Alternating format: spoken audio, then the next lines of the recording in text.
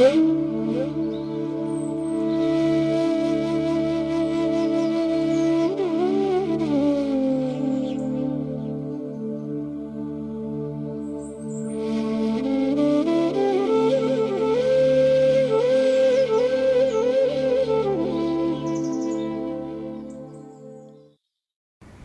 নিরঞ্জনং নিত্যমনন্তরূপম ভক্তানুকম্পাধৃতবিগ্রহং বৈ ঈশাবতারং পরমেশমিদ্যং তং রামকৃষ্ণং শিরসা নমামি। নমস্কার। শ্রী শ্রী ঠাকুর, শ্রী শ্রী মা এবং স্বামীজি মহারাজের চরণে ভুলুণ্ঠিত প্রণাম জানাই। চৈতন্য মহাপ্রভুর চরণে ভুলুণ্ঠিত প্রণাম জানাই। এবং আজকে 20শে জুন একটি বিশেষ দিন, তাই আমিও ব্যক্তিগতভাবে সকলের আশীর্বাদ প্রার্থনা করছি। আজকে পানিহাটিতে দণ্ড মহোৎসব, সুতরাং এই দণ্ড মহোৎসব নিয়ে আজকে আমরা সৎকথায় প্রতিদিনের মনন, এই ধারাবাহিক অনুধ্যানে আমরা ভগবানের কথা স্মরণ মনন করব। শ্রী চৈতন্য মহাপ্রভুর আদেশে শ্রী শ্রী নিতাই চাঁদের প্রথম নাম প্রচার পীঠ এই পানিহাটি। উত্তর 24 পরগনা জেলার গঙ্গার তীরে যে শ্রীপাঠগুলো আজও বিদ্যমান, খড়দাহ, শুকচর, আড়িয়াদহ এবং বরানগর, তাদেরই মধ্যমণি এই পানিহাটি। শ্রী চৈতন্যের চরণ চিহ্ন ধন্য এই পানিহাটি এক সুসমৃদ্ধ জনপদ এবং সোদপুর রেল স্টেশন থেকে কিছু দূরে 1 মাইল পশ্চিমের গঙ্গার তীরেই এই সুরধ্বনি। চৈতন্যমঙ্গলে পাওয়া যায় জয়ানন্দের কলমে, পানিহাটি সমগ্রাম নাহি গঙ্গা তীরে, বড় বড় সমাজ সব পতাকা মন্দিরে। মুসলমান আমলে এই অঞ্চলের ব্যবসা বাণিজ্য খুব উন্নত ছিল। অন্তত 1000 বছরের পুরাতন এই অঞ্চল। বড় বড় গুড়ের আড়ত ছিল অনেকগুলো। খেজুর গুড় আসত মূলত যশোহর এবং খুলনা থেকে, এবং যশোহরের পৈনেটি ধানের খুব নাম ছিল। সেই ধান নৌকোয় বয়ে নিয়ে এসে ফলাও ব্যবসা চলত এই পানিহাটিতে। এবং সুরধ্বনি বিধৌত পুণ্যপীঠে আর পুণ্যহট্ট বিবর্তিত হয়েছিল এই পানিহাটি। ভক্তজন সমাজে এই পানিহাটি স্মরণীয়। গঙ্গা তটে যে স্থানে প্রভু নিত্যানন্দ শ্রীপাদ রঘুনাথ দাস গোস্বামীকে কৃপাদণ্ড দিয়ে চিঁড়া দধি মহোৎসবের আদেশ করেছিলেন, সেই স্থান আজও তেমনভাবেই বিরাজমান। এই লীলার সূত্রপাত হতেই স্থানটি মহোৎসবতলা বা চলতি কথায় মৎস্যবতলা নামে খ্যাত। যুগ যুগ ধরে এখানে চলছে ভক্ত মেলা এবং খুব সুন্দর করেই এই পুণ্য স্থানে নানান কিছু দর্শনীয় স্থান রয়েছে। সেই পানিহাটির পরিচয় এবং দণ্ড মহোৎসব তলাতে বারবার যেন আমাদেরকে স্মরণ করতে হয় সেই চৈতন্য চরিতামৃতে কথা অনুযায়ী, গঙ্গা তীরে বৃক্ষমূলে পিণ্ডার উপরে বসিয়াছেন যেন কোটি সূর্যোদয় করে, কৌতুকী নিত্যানন্দ সহজে দয়াময়, রঘুনাথে কহে কিছু হইয়া সদয়, নিকটে না আইস চোরা ভাগো দূরে দূরে, আজ লাগি পাইয়াছি দণ্ডিমু তোমারে, দধিচিরা ভক্ষণ করাহ মোর গণে, শুনি আনন্দিত হইল রঘুনাথ মনে। এই মতো যথাযথ বৈষ্ণব আছিলা, সবেই প্রভুর স্থানে আসিয়া মিলিলা, পানিহাটে গ্রামে হইল পরম আনন্দ, আপনি সাক্ষাৎ যথা প্রভু শ্রী গৌরচন্দ্র। প্রেমের অবতার, দয়ার সাগর। সেই জন্য নিত্যানন্দ প্রভু কর্তৃক 1438 শকে জ্যৈষ্ঠা শুক্ল ত্রয়োদশীতে রঘুনাথ দাস গোস্বামীর কৃপাদণ্ড মহোৎসব লীলা, এই একেবারে বারবার সেই প্রাচীন বটগাছ রয়েছে, তার পাদপীঠের সামনে নাট মন্দির রয়েছে এবং দণ্ড মহোৎসব তলা। এই দণ্ড মহোৎসব তলার এক পাশে রয়েছে শ্রী শ্রী চৈতন্য মহাপ্রভু শ্রীমন্দির। এবং এই পানিহাটিতে বহু গুণীজন মানুষজন, সজ্জন মানুষ এখানে এসেছেন। কিন্তু আজকে আমরা সেই দণ্ড মহোৎসবের কথা স্মরণ করতে গেলে বারবার মনে হয় যে এই দণ্ড মহোৎসব আসলে নিতাই কৃপামূলা গৌর করুণা মহোৎসব। দণ্ড আমরা কখন কাউকে দিই, যখন তাকে তার ভুলটা বুঝিয়ে তাকে সঠিক পথে এনে শুদ্ধ করার জন্য, অর্থাৎ তার দোষ ঘুচিয়ে তাকে যোগ্য করার জন্য। 1516 খ্রিস্টাব্দে জ্যৈষ্ঠা শুক্ল ত্রয়োদশীতে এই দণ্ড মহোৎসব, 923 বঙ্গাব্দের জ্যৈষ্ঠ মাসের শুক্লা ত্রয়োদশীতে করুণার মূর্তি নিতাই চাঁদ রঘুনাথ দাসকে সূত্র করে এমন একটা আদর্শ রাখলেন আমাদের সামনে, যার অন্তরঙ্গ বিচার এটি যে আশ্রয় যদি ঠিক ঠিক হয় তবেই বিষয় পাওয়া যাবে ঠিক ঠিক। নিতাই চাঁদই গৌরদাতা, তাই লক্ষ্যটিকে ঠিক রেখে এগোলে নিশ্চয়ই প্রাপ্তি হবেই। সেজন্যই চিঁড়াদধি মহোৎসব আসলে সকলকে এক করার প্রয়াস, একটা সমন্বয়। শ্রী শ্রী চৈতন্য চরিতামৃত বলে, এই তো কহিল নিত্যানন্দের বিহার, চিঁড়াদধি মহোৎসব খ্যাতি হইল যার। চৈতন্য চরিতামৃতের অন্তলীলার 6ষ্ঠ পরিচ্ছেদে কবিরাজ গোস্বামী এই বিষয়ে আলোকপাত করেছেন।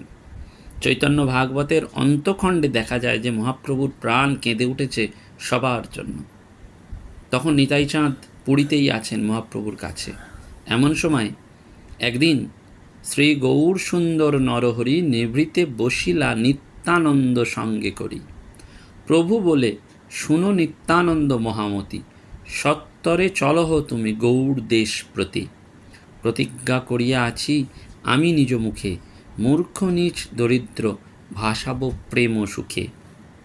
তুমিও রহিলা যদি মুনি ধর্ম ধরি, আপন উদ্দাম ভাব সব পরিহরি। তবে মূর্খ নীচ যত পতিত সবার, বলো দেখি কেবা আর করিবে উদ্ধার। ভক্তিরসদাতা তুমি সম্বরিলে, তবে অবতার কি নিমিত্ত করিলে। এবং এইখানেই অর্থাৎ এই লীলাটি ঘটছে।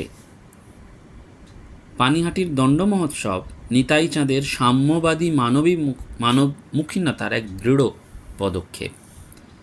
মধ্যযুগের সেই সময় যখন জাতপাতের একটা ঘেরাটোপ ছিল, মনুষ্যত্বের মর্যাদায় সংহত করার দাবিতে নিতাই চাঁদের এই উদ্যম যুগোপযোগী শুধু নয়, প্রয়োজনীয় ছিল। সেই জন্য এই 36 জাতকেই দই চিঁড়ের ফলাড়ে এক করতে নিত্যানন্দের এই আপ্যায়ন শুধু অভিনব নয়, এক জাতীয় সংহতিকে সুপ্রতিষ্ঠিত করার নিরলস দৃঢ়চিত্ত তার নামান্তর। নিতাই চাঁদ শুধু করলেন না, দেখিয়ে দিলেন। স্বার্থপর মোড়লদের বুঝিয়ে দিলেন যে তাদের চোখ রাঙানো শূন্য গর্ব চোটপাটকে তার কোনো ভয় নেই। সবাই যেন মানুষকে মানুষ বলে মনে করে, কাজ গোছানোর যন্ত্র বলে নয়। সেই জন্য এই নিত্যানন্দের ইচ্ছায় বা আদেশে অনুষ্ঠিত হয় এই দণ্ড মহোৎসব, এবং সেটা রঘুনাথ দাসকে নিমিত্ত করে। যেখানে রঘুনাথ দাসের মাধ্যমে দেশের 10 জনের কাছে সেই সাম্যবাদের কথাই সংগঠিত হয়েছে। গৌড়ীয় বৈষ্ণব জগতে এই মহোৎসব শুরু হয়েছিল দণ্ড মহোৎসবকে সামনে রেখে। সমাজে শুধু পুঁজির বিস্তার নয়, একটা সাবলীলতা, সবার সাথে এক আত্মিক যোগাযোগ ঘটেছিল এই অনুষ্ঠানের মাঝে। হয়েছিল জাতিভেদের বিলুপ্তি। এই ভ্রাতৃত্ববোধ সকলকে কাছে টেনে নেওয়ার এই পথ নিতাই চাঁদ দেখালেন। নিতাই চাঁদের পানিহাটিতে আগমন বার্তা বায়ুবেগে ছড়ালো। গৌড় আজ্ঞায় নাম প্রেম বেলাতে নিতাই চাঁদের শুভ উপস্থিতির কথা সপ্তগ্রামের রাজপুত্র রঘুনাথ দাস শুনতে পেলেন। জানা যায় যে তিনি এর আগে 2-3 বার শান্তিপুরে মহাপ্রভুর কৃপা কণা আহরণের জন্য গেছেন, কিন্তু দুবারই তাকে ফিরিয়ে দিয়েছেন মহাপ্রভু। মামুলি উপদেশ দিয়েছেন এই পর্যন্ত। এবং হুগলি জেলার মহা সমৃদ্ধিমান নগর হচ্ছে এই সপ্তগ্রাম। এই গ্রামের জমিদার পুত্রই হচ্ছে রঘুনাথ দাস। তার বাবা গোবর্ধন দাস এবং জ্যাঠা হিরণ্য দাসের একমাত্র উত্তরাধিকারী ছিলেন এই রঘুনাথ দাস। সপ্তগ্রামের দক্ষিণ অংশে ছিল কৃষ্ণপুর। এখানে সরস্বতী নদী বহমানা। এই নির্মলা স্রোতস্বিনীর পূর্বতটে হিরণ্য আর গোবর্ধনের বসতবাড়ি। গোটা সপ্তগ্রামই ছিল একেবারে এদের আধিপত্যে। এবং রঘুনাথের ঘরে কিন্তু পুজো পাঠ দৈব ক্রিয়াক্রম ছিল, ফলে রঘুনাথ দাসের অন্তরে অনুরাগের বীজ অঙ্কুরিত হয়েছিল। মহাপ্রভুর কথা শুনে তিনি ভেতরে ভেতরে তাঁকেই আত্মসমর্পণ করেন। একসময় রঘুনাথ শান্তিপুরে গৌর আগমন বার্তা শুনে ছুটে যান পরপর দুবার, কিন্তু অশান্ত রঘুনাথ ফিরে আসেন। যা পাবার আশায় তিনি গিয়েছিলেন তা না পেয়ে তিনি আশাহত হয়েই এলেন। কিছু মামুলি উপদেশ দিলেন মহাপ্রভু, প্রাণের পরশটা পেলেন না। কিছুকাল পরে রঘুনাথ লোকমুখে শুনতে পেলেন যে পানিহাটিতে নিতাই চাঁদের প্রেম বিতরণের অলোক সংবাদ। আগে বাড়ির সবার চোখে ধুলো দিয়ে কয়েকবার গিয়েছিলেন, সাথে সাথে ধরাও পড়েছিলেন। পানিহাটির এই গঙ্গা তীরবর্তী এক বটবৃক্ষ তলে নিতাই চাঁদ রঘুনাথ দাসের মাথায় শ্রীচরণ দিয়ে কৃপাশক্তি সঞ্চয় করেছিলেন বা সঞ্চার করেছিলেন। নিতাই চাঁদের আজ্ঞায় রঘুনাথ দাস মহাপ্রভুর প্রেমধন চুরি করার চেষ্টা করেছেন। এই অভিযোগে রঘুনাথের প্রতি সর্বসাধারণকে দধি চিঁড়া মহোৎসব প্রসাদ পাওয়ার জন্য ব্যয়রূপ দণ্ডের আদেশ হল। যেমন চোর তেমনই বিচারক, যেমন অপহৃত ধন তেমনই দণ্ড। চৈতন্য চরিতামৃতের 6ষ্ঠ অন্তে এই সংবাদের কথা রয়েছে। নিতাই চাঁদের সাথে রঘুনাথ দাসের এই তো দেখা, তিনি এর মধ্যে কি চুরি করলেন নিতাই চাঁদের? আর চুরি করার মানসিকতাই বা কই?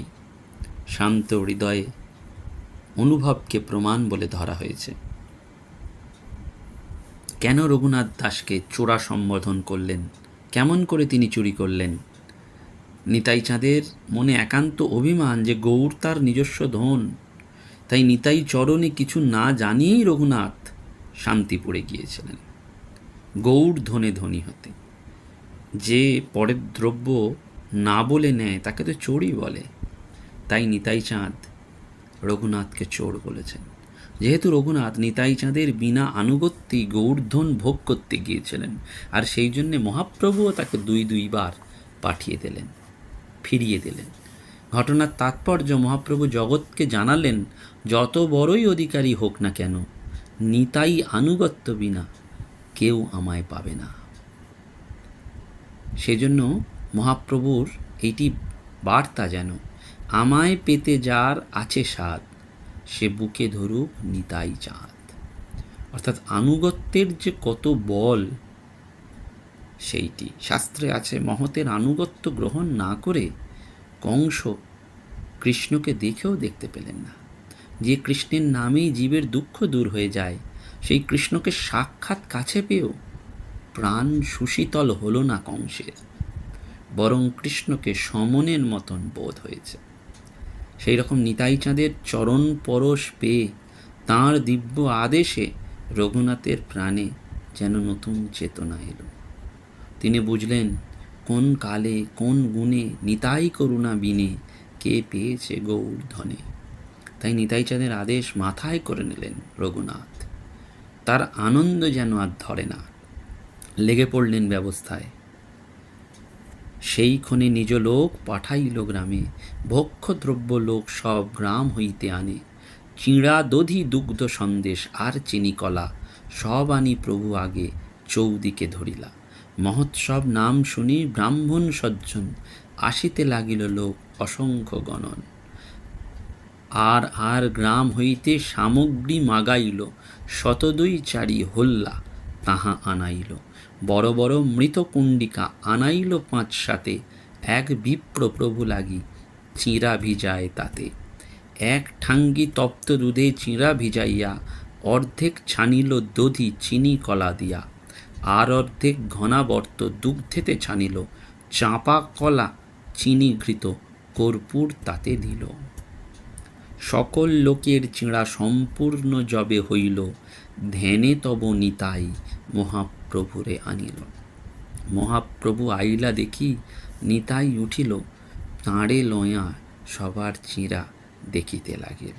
এই নিত্যানন্দ মহাপ্রভুর এই যে দণ্ড মহোৎসব, এই রঘুনাথ দাসের প্রতি এই কৃপাদণ্ড প্রকাশের দিন জ্যৈষ্ঠ শুক্লা ত্রয়োদশী, সেটি দধিচিরা মহোৎসব বা শ্রী মালসা ভোগের শুভ আবির্ভাব তিথি। এদিন থেকেই মালসা ভোগের প্রকাশ বা প্রচার। কুণ্ডি বা হোল্লা মানে ছোট ছোট মাটির পাত্র, যাকে বলে মালসা বা নাদা, এই মালসায় করে চিঁড়া ভোগ সমর্পিত হয়েছিল বলেই সমাজে তার নাম মালসা ভোগ। এইটি মালসা ভোগের আখ্যানের একমাত্র কারণ। নিতাই চাঁদের আদেশে রঘুনাথের আনুকূল্যে এই চিঁড়া দধি মহোৎসব এত বড় আকার ধারণ করেছিল যে উত্তরকালে রঘুনাথের মুখে সত্য বিবরণ শুনে কৃষ্ণদাস কবিরাজ তার চৈতন্য চরিতামৃতে লিখেছিলেন, এবং রঘুনাথের ব্যাকুলতায় সেই দিন সমাহিত হয়েছে। পরের দিন সকালে গঙ্গা স্নান ছেড়ে করুণাবতার প্রভুদেব নিতাই চাঁদ বসলেন বটতলায়। দণ্ড মহোৎসব ক্ষেত্রে তরুরাজ তলেই নিতাই চাঁদকে বসতে দেখে একেবারে রঘুনাথের গৃহত্যাগ, 12 দিন পথ হেঁটে পুরী এসে মিললেন গৌর চরণে। এতদিনে যাঁর প্রাণ তাকে দিয়ে রঘুনাথ স্থির হল, পরমা প্রাপ্তি হল রঘুনাথের, নিতাই কৃপা পথে গৌর পেলেন। সেই জন্য এই আনুগত্যের গতি, এটাই উপাসনার রীতি। এই দণ্ড মহোৎসব সেই জন্য আমাদের বারবার মনে হয় যে ঘটনার সাথে আমাদের যেটি রয়েছে প্রাণ, কোথায় গেলে তাকে পাব। সুরধনির তীরে নিতাই চরণে কেঁদেছেন। সেই জন্য পানিহাটিবাসী যারা, তারা নিত্য সিদ্ধ প্রভু পরিকর, তারা ভাগ্যবান ভাগ্যবতী। সেজন্য তারা এই বসতি পেয়েছেন পানিহাটির তীরে, এই সুখচর অঞ্চলে, এবং তারা এই দণ্ড মহোৎসবের তত্ত্ব এবং তথ্যকে এইভাবেই বোঝা যায় যে এটি যেন গুরুকৃপার দান। এই দণ্ড মহোৎসবের আকর্ষণে যুগ যুগ ধরে প্রাণীহাটিতে অনেকে এসেছেন ভগবান শ্রী রামকৃষ্ণ পরমহংস, ঠাকুর নিত্যগোপাল, শ্রী রাধারমণ দেব, মহাত্মা গান্ধী, নেতাজি সুভাষচন্দ্র বসু। জাতির জনক মহাত্মা গান্ধী শ্রীপাঠ পানিহাটিতে এসেছিলেন চৈতন্য এবং নিত্যানন্দের প্রতি আন্তরিক শ্রদ্ধা জ্ঞাপন করতে। 18 জানুয়ারি 1947 ভগবান শ্রীরামকৃষ্ণদেবও এসেছিলেন। আজও সেই পানিহাটির দণ্ড মহোৎসব তলা এক তীর্থক্ষেত্র। তীর্থে যেতে গেলে হেঁটেই যেতে হয়। হেঁটে গেলে সেই তীর্থের যে তীর্থ মহিমা সেটি বুঝতে পারা যায়। এবং এখানেই এই রাঘব পণ্ডিতের বাড়ি, সেটি আমাদের দর্শন প্রাচীন রাঘব ভবন পানিহাটিতে রয়েছে। সেটিও একটি দর্শনীয়, যেখানে রাঘব পণ্ডিতের মহাসমাধি পীঠটিও রয়েছে রাঘব ভবন পানিহাটিতে। আমরা সেটি আগামী পর্বে শুনব। আজকে আমরা এই নিতাই করুণা কৃপার কথাই অনুধ্যান করলাম। নমস্কার, ধন্যবাদ।